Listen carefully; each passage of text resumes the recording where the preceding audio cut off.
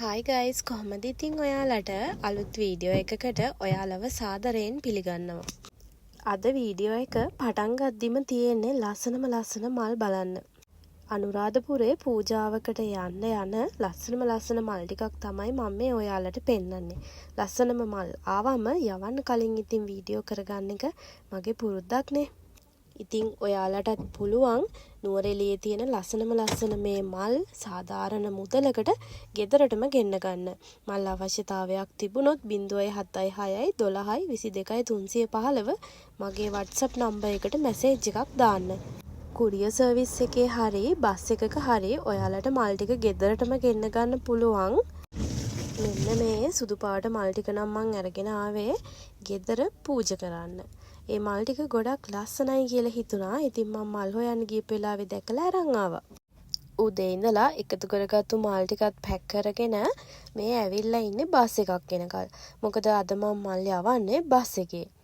ගොඩක් වෙලාවට නුවරඑළියේ ඉඳලා දිගටම බස් තියනවා නම් ඒකේ මල් ටික ගෙන්න ගන්න එක ලේසි. මොකද කුරියර් එකේ දවසක් යනවනේ එන්න.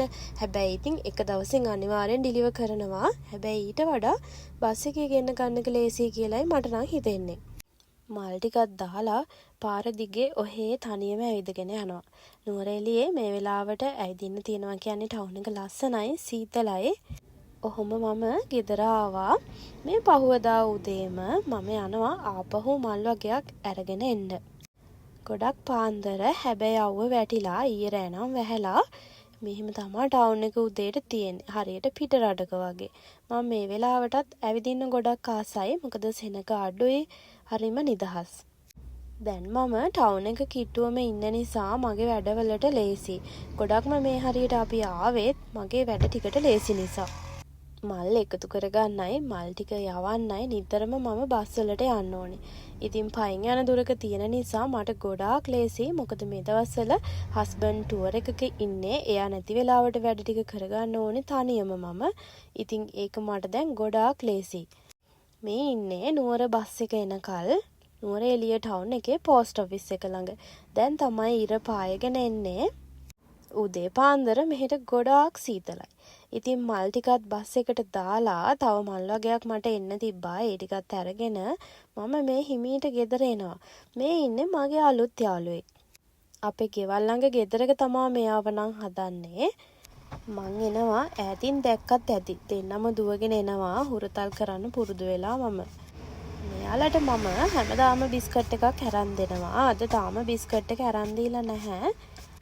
තාම ඉතින් දවස පටන් ගත්තා විතරනේ. මං ඉතින් ඔහම හිමීට ගෙදර ගියා. ගිහින් පල්ලෙහා බලනකොට මෙයාලා මං එනකම් පල්ලෙහා ඉන්නවා. මොකද බිස්කට් එක තාම අරන් දීපු නැති හින්දා වෙන්න ඇති. ඉතින් මම මල් ටිකත් ගෙදරින් තියලා බිස්කට් එකකුත් අරගෙන ආවා එයාලට දෙන්න. ඒක නම් වීඩියෝ කරගත්තේ නැහැ. මේ තාමත් මදි වෙලා ඉන්නේ. එයාලට ඉතින් කොච්චර දුන්නත් බණ්ඩි පිරෙන්නේ හිමීටනේ.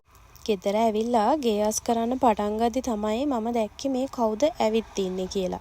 මල් එක්ක ඇවිල්ලා ඉන්න අහිංසක යාළුවෙක්. ඉතින් මේ අහිංසකයවත් අල්ලගෙන එළියට ගිහින් දාලා ඉතුරු වැඩ ටික ඉවර කරා. අද හස්බන්ඩ් නුවරඑළියේ එන හින්දා එයාගේ ගෙස්ව එක්කගෙන එනවා අපේ ගෙදර. ඉතින් මම හෙළ බොජුන් එකට ඇවිල්ලා කෑම ටිකත් අරගෙන ආවා පොඩි වැඩකට. ඔයාලා බලනවා ඇති මේ මොනවද කියලා. මේ තමයි මම පටන් ගන්න යන අලුත් බිස්නස් එක. ඉතින් ඔයාලටත් රසම රස තේ බොන්න නුවරඑළියේ තේකොළ ඕනි නම් මගෙන් ඔයාලට ගෙන්න ගන්න පුළුවන්. කෑෂ් ඔන් ඩිලිවරි තියෙනවා. මේ මං ඔයාලට පෙන්නන්නේ ග්‍රෑම් 250 පැකට්. මේ 250ක් වෙනවා රුපියල් 490ක්. ඩිලිවරි චාර්ජස් වෙන්නේ රුපියල් 200යි. ගෙදරටම ගෙන්න ගන්න පුළුවන්. එක පාරක් මේක බීලා බැලුවොත් මට ෂුවර් ඔයාලට මේ රස නැතුවම බෑ කියලා. මේක ගොඩක් සුවඳයි. ඒ වගේම කහට හොඳට තියෙනවා.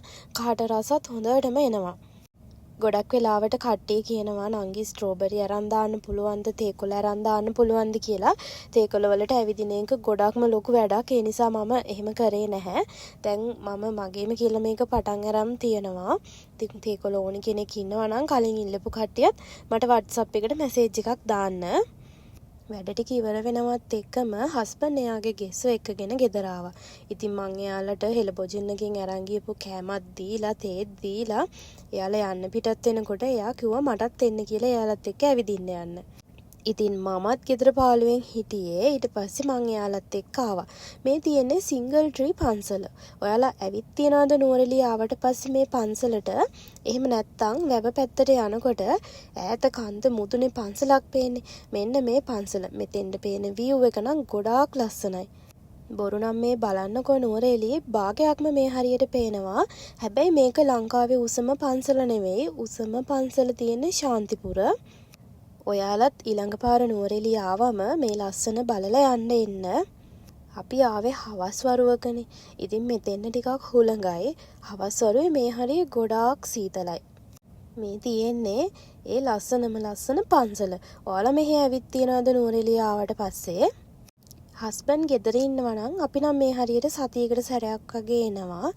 ඔය ඈතින් පේන්නේ ග්‍රෙගරි ලේක් එක. ඉතින් අපි මෙතනට වෙලා ටිකක් වෙලා හිටියා. ඊට පස්සේ ෆොටෝස් ගැහුවා. ඊට පස්සේ අපි මෙතනින් පිටත් උනේ කෙලින්ම ටී ෆැක්ටරි හොටෙල් එකට. මේක තියෙන්නේ කඳපොළ. ඔයාලා කවුරු හරි මේ හොටෙල් එකට ඇවිල්ලා තියනවාද? මේක පරණ කාලේ තිබුණ ටී ෆැක්ටරි එකක්. ඒක අලුත් කරලා ලස්සන හොටෙල් එකක් වගේ හදලා තියෙනවා. ඇතුළ මාරම ලස්සනයි. හිතා ගන්න බෑ. එළියෙන් දකිද්දි නම් පාළු පාටයි. ඒ වුණාට ඇතුළට ආවට පස්සේ ඒක වෙනමම ලෝකයක් වගේ. ඉස්සෙල්ලාම අපිට ප්ලේන් ටී එකක් දුන්නා. ඒක ගොඩාක් රසයි.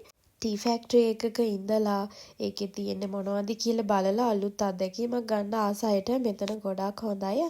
හරිම නිදහස්. වීඩියෝ එකේ අන්තිම ටික වොයිස් කරනකොට මට හොඳටම හෙම්බිරිස් ආව හැදිලා. ඉතින් වීඩියෝ එක මට කලින් අප්ලෝඩ් කරගන්න බැරි වුණත් ඒකයි. මේ දවස්වල නුවරඑළිය ගොඩාක් සීතලයිනේ. ඉතින් සීතල පින්න වැටුණ ගමම්ම ඔන්න හෙම්බිරිස් ආව පටන් අරන්. මේ හොටෙල් එක තියෙන්නේ නම් නුවරඑළියේ ඉඳන් ටිකක් දුර. ඒ වුණාට මෙතන හරිම නිදහස්. වාහන සද්දයක්වත් ඇහෙන්නේ නැහැ. ටවුන් එකෙන් ටිකක් දුර තියෙන හින්දා හරිම නිස්කලංක පරිසරයක් තමයි තියෙන්නේ. මේ තියෙන්නේ ඒ ටී ෆැක්ටරි එක. මේකට එන්න තියෙන්නේ ගොඩක්ම ලස්සන තේවත්තක් මැදි. මගදී ලස්සන ෆොටෝස් ගහන්න එහෙමත් ලස්සනම ලොකේෂන් තියෙනවා.